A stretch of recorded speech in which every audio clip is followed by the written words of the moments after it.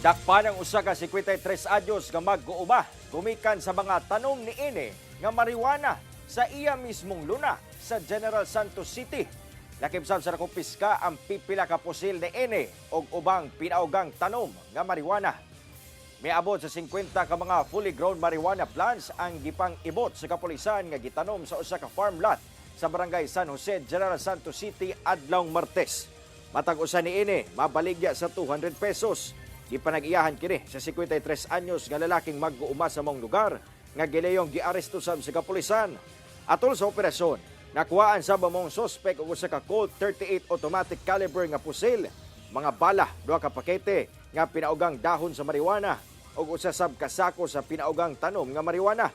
Among suspek bag-atubang og kasong paglapas sa RA 9165 kon Comprehensive Dangerous Drugs Act, lakip RA 10591 kon Comprehensive Firearms and Ammunition Regulation Act. Ginasulayan pa kining makuhaan og pahayag.